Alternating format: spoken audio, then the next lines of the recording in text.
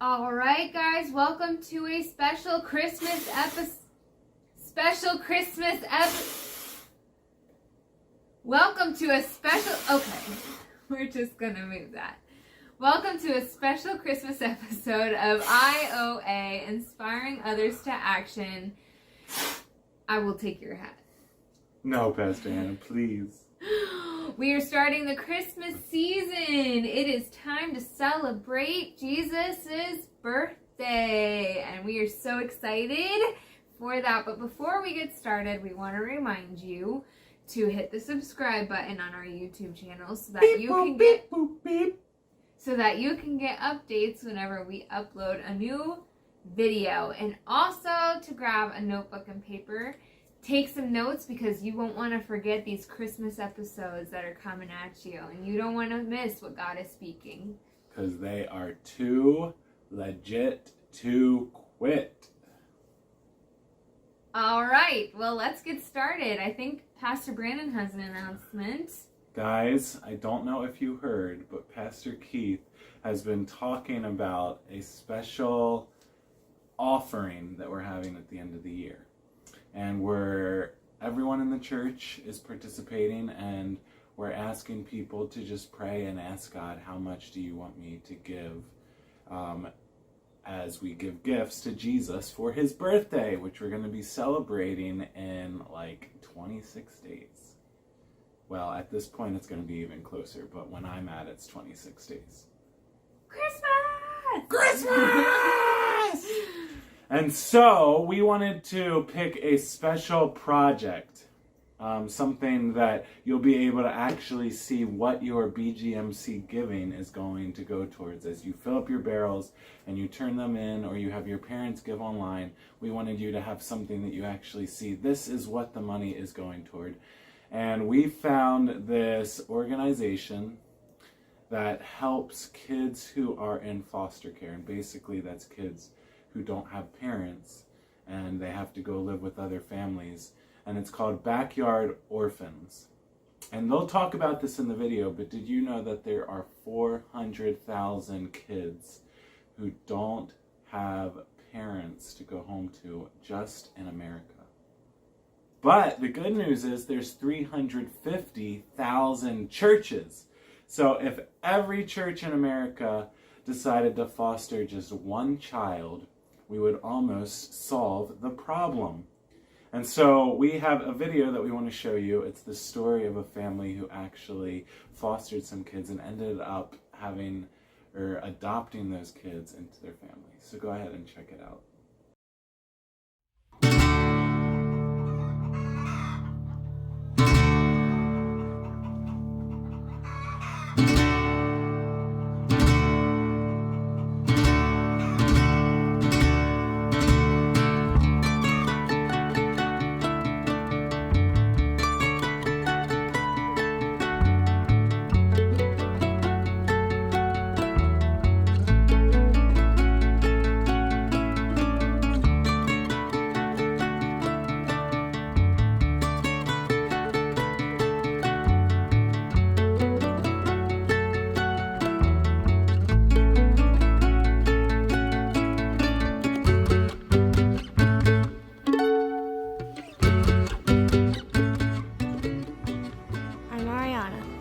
About to smash an egg on my dad's head, but he wasn't always my dad. I'm gonna make you fall.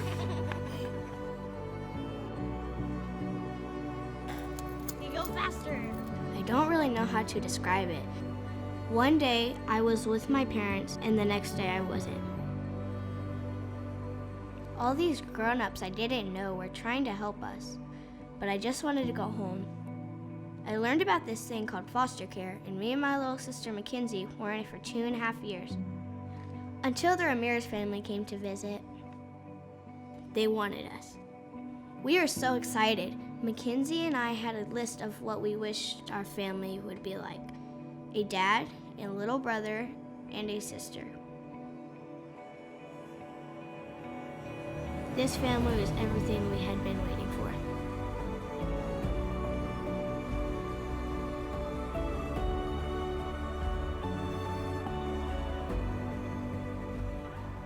Our wish came true, and on July 17th, we became a Ramirez.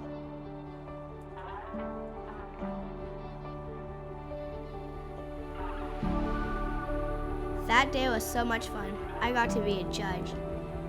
Order in the court! My dad came up to us this summer and asked us if we would like to raise money for other families like ours.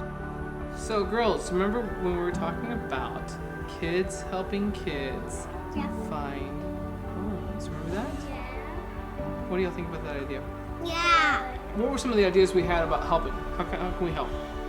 Cracking an egg on your head. Hey!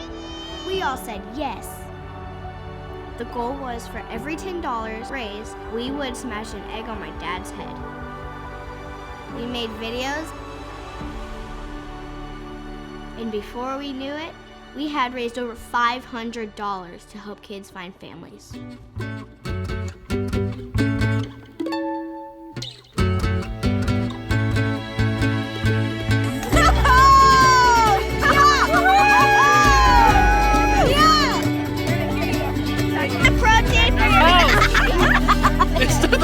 Crushing, come on! This is for everyone out there who needs to be adopted. That's right. Oh! That was a bad idea.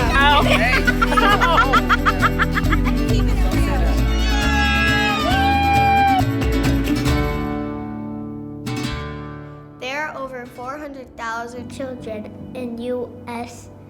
foster care. There are over 350. 1,000 churches in the U.S. There are over 100,000 children ready to be adopted in the U.S. There are over 100,000 children ready to be adopted in the U.S. There are over 100,000 children ready to be adopted in the U.S. There are over 100,000 children ready to be adopted in the U.S.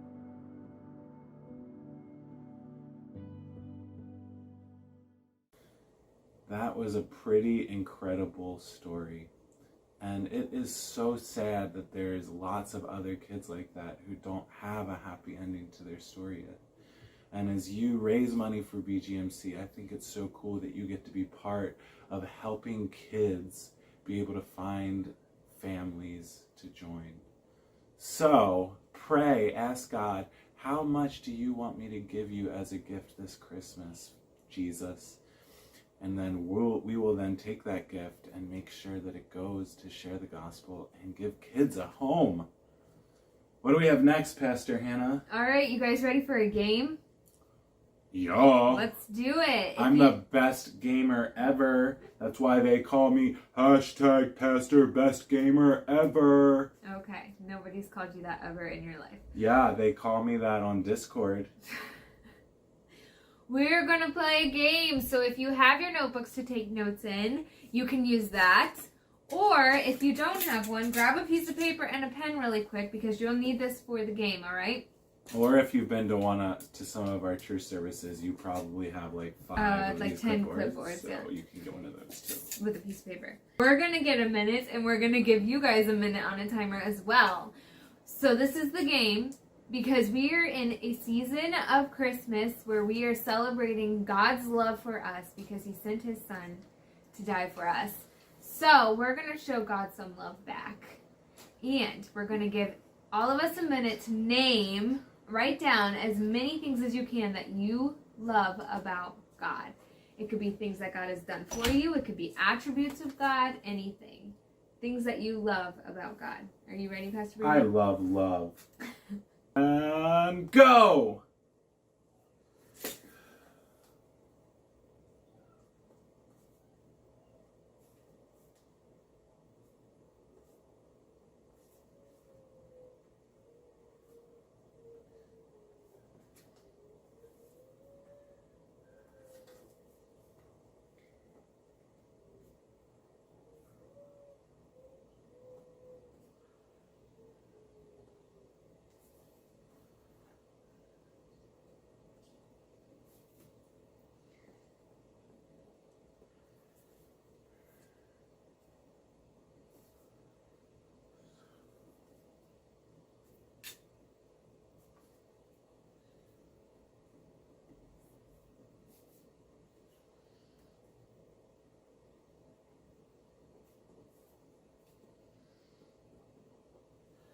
And 3, 2, 1, That time! was so fast. I was expecting to be able to write so much more. Pastor Hannah, I have like 100. No, you don't.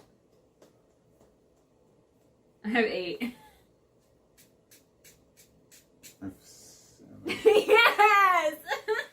No! How do I only have 7? Oh my gosh. No. Pastor Hannah won. I won. All Well, right. read yours. I said he is Super fast. He is good. He's kind. He's forgiving. He's loving. He's all-knowing. He's all-powerful. He gives blessings to his children, and he's creative. I was hoping that I would be able to disqualify one of your answers, but I can't. They're all good. I love God because he loves me, he saved me, he loves everyone, he controls all, he's a good father, he works miracles, and he created the world. Very nice. Very nice. You're just a faster writer than me. That's the only reason that you won. Okay. I even wrote the fancy words for I all won't powerful. be a sore loser. I even wrote the fancy words for all powerful and all knowing. Good job, Pastor Hannah. Good job. So this month, along with the rest of the church, we are taking a break from Philippians and we are celebrating Advent. And Advent, the word Advent means coming. So it's a celebration of the coming of Jesus. So whenever you hear someone say that we're celebrating Advent, they're just saying we're celebrating the coming of Jesus. And we started last week with the Grinch. Pastor Josh and Riley were our guest hosts, and they did an awesome job. And they talked about hope. And this week, we are talking about the Advent theme of love. And we found another story to read. And this story is called Christmas Day in the Morning. And pay attention because love is all throughout this story. And at the end, Pastor Hannah is going to ask me some review questions. And I'm going to be lickety-split quick. So you better be really paying attention so that you can beat me in the review round. Check it out.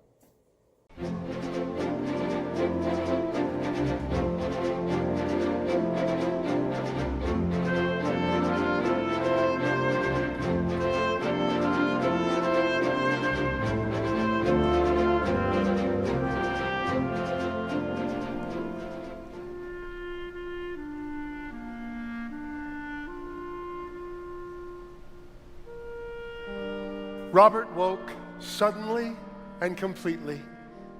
It was 4 o'clock, the hour when his father had always called him to get up and help with the milking. That was 50 years ago.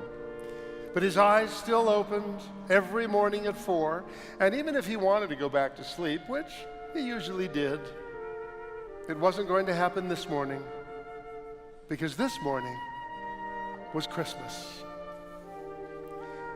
He looked at his wife sleeping beside him and remembered Christmases when their children were young. This had been a joyous day, the day she labored and lived for, filled with the laughter of little ones.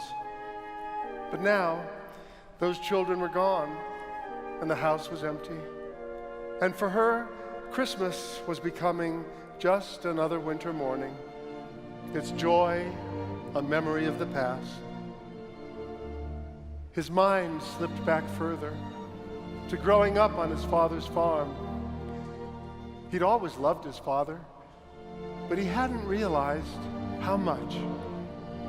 And then, one day, he overheard his parents talking. "I wish I didn't have to get Robbie up so early," his father said. "He's growing so fast, and he needs his sleep. If I could just find a way to handle the milking alone." "Well, you can't," his mother said firmly, "because he's not a child anymore, and it's time he do his part." "It's true," said his father, "but I still don't like to wake him." Hearing those words, something awakened in Rob. His father loved him.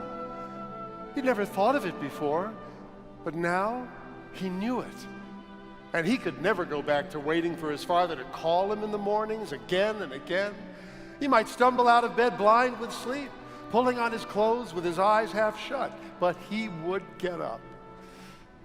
A few days later, on Christmas Eve, Rob was lying in his bed, thinking about the next morning.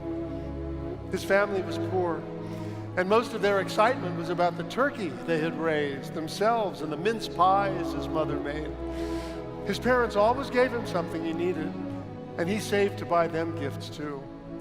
For his father, it was always a tie from the 10-cent store. But that Christmas, the tie just wasn't enough. Rob had to give him something better, something more. Rob lay on his side, propped up on one elbow, looking out the attic window. The stars were bright, much brighter than he ever remembered them. And he wondered if one of them was the star that shone over Bethlehem.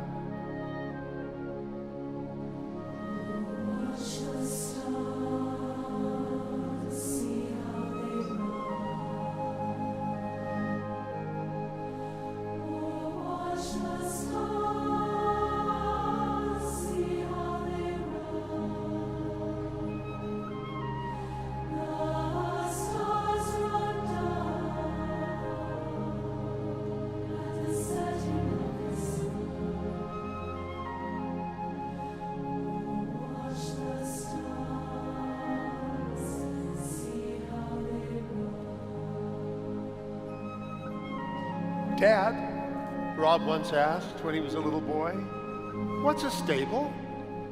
"It's just a barn," his father had replied, "like ours." So, Jesus had been born in a barn. And to a barn the shepherds had come, and wise men with their gifts. In that moment, a thought struck Rob like lightning. They had a barn, and in it, there was a gift for him to give.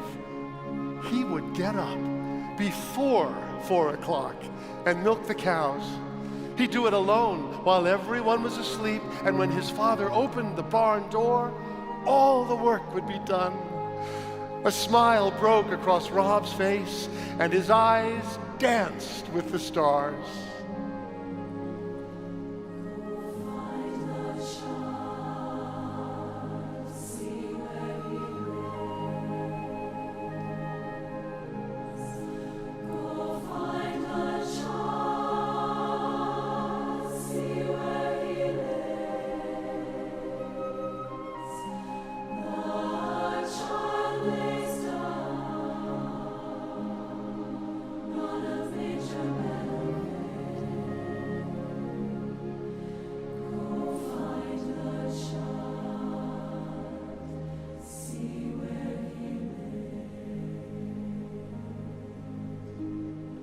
Rob must have woken 20 times that night, scratching a match each time to look at his old watch. Midnight, 1 o'clock, 2:30. At 2:45, he finally got up and put on his clothes, crept downstairs, being careful of the creaky boards, and let himself out. Inside the barn, he lit the old hurricane lamp. The cows were looking at him, sleepy and surprised. It was early for them, too. Then, with a great rush of energy, Rob set to work. He smiled as he milked steadily, 2 strong streams rushing into the pail, frothing and fragrant. For once, milking was not a chore. It was something else, a gift to his father who loved him. When he was finished, the 2 milk cans were perfectly full. He covered them and closed the milk house door carefully, making sure of the latch. Back in his room, he had only a minute to pull off his clothes in the darkness and jump into bed. His father was already coming down the hall. Rob yanked the covers over his head as the door opened. "Rob, we have to get up, son, even if it is Christmas." "All right," he mumbled. The door closed, and Rob lay still, breathing heavy, in just a few minutes, his father would know. His heart was ready to jump from his body. The minutes seemed endless, 10, 15, he didn't know how many, until he heard his father's footsteps. Again, the door opened. Robert? Yes, Dad? His father was laughing, a strange, sobbing sort of laugh. You thought you'd fool me, did you? His father was standing by his bed, feeling for him, pulling away the covers. It's for Christmas, Rob cried, finding his father and clutching him in a great hug. He felt his father's arms around him in the dark. Son, I thank you. Nobody ever did a nicer thing. Oh, Dad, Rob said, I just want to be good. The words broke from him of their own will. His heart was bursting with joy. 50 years later, Robert reflected on that Christmas. And again, something in him awakened. He looked over at his wife and remembered the years of Christmas mornings that she had made joyous for him and their children. And in that moment, all he wanted was to give her something, to do something to express his love and revive their joy. And then it struck him like lightning. The true joy of Christmas is to love and to awaken love. Their children were grown and their house was empty and the laughter of little ones would remain a memory. And yet, because of his father's love and because of hers, love was alive in him, and the joy of Christmas was his to give.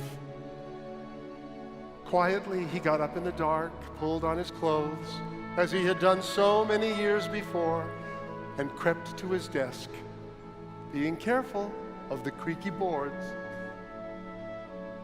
My dearest love, he wrote, his pen flowing freely across milk-white paper. On this Christmas day in the morning,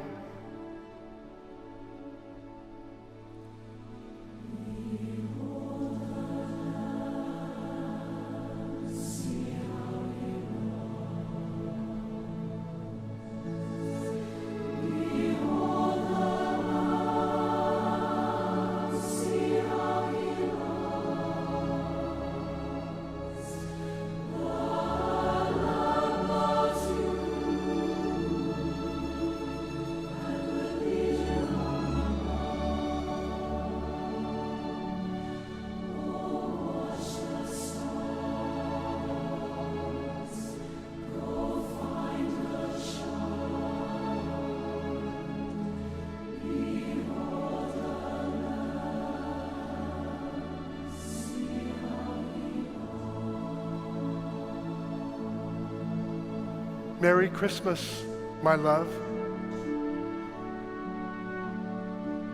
Your husband, Rob.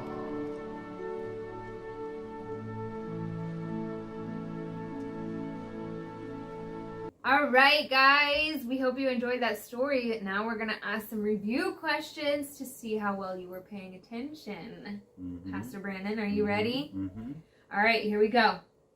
The first question is, what did Rob's father say in the beginning that got him so excited? I will call your question and raise you another question, Pastor Hannah. What is the name of the book that we read? Christmas Day in the Morning. Oh, I thought that would be harder for you to get. Christmas Day in the morning. Are you going to answer my question or are you delaying? Yes, his dad said that he loved him. And even though he knew his dad loved him, he had, I guess, never heard him say it before. Aw, how sweet. What special gift did Rob give his father? A 10-cent tie. Okay. What else? Oh, right. There was a second thing. Let me think about the story. Kids at home, do not answer yet because I don't want you to beat me. You can answer. 10-cent tie. Oh, and he decided that he was going to milk the cows before his dad woke him up to milk the cows, so that when his dad went to the barn, he would be like, "Oh, Dip, the cows have been milked." And then come back in and be like, "I love you so much, son." So that was the other gift. So what you're saying would be a good present for the kids to do for their parents is to do their chores without being asked.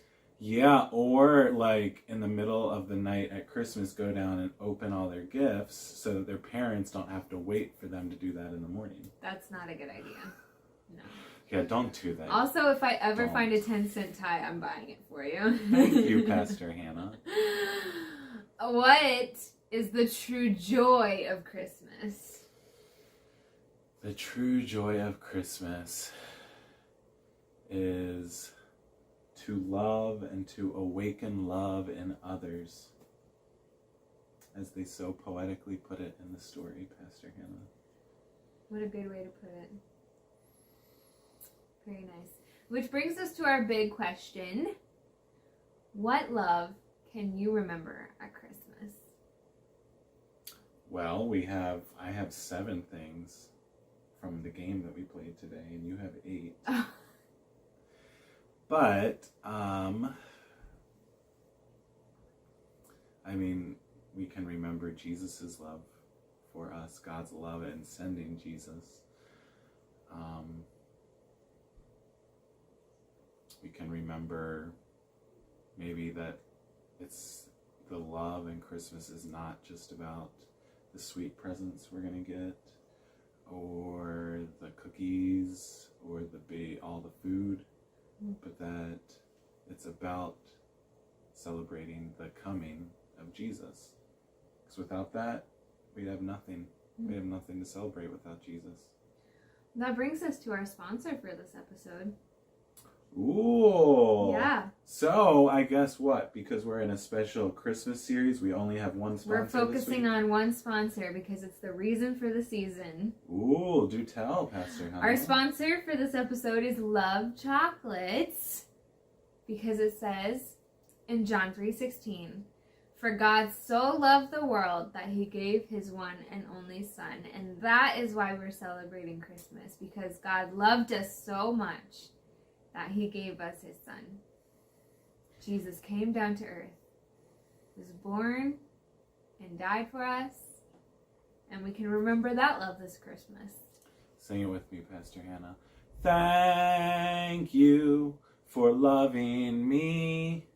I don't think that's a song. Yes, it is. Okay. I'm just bad at singing. That's why you don't Say get anything. All right, and actually that also brings us to our next segment, the good news.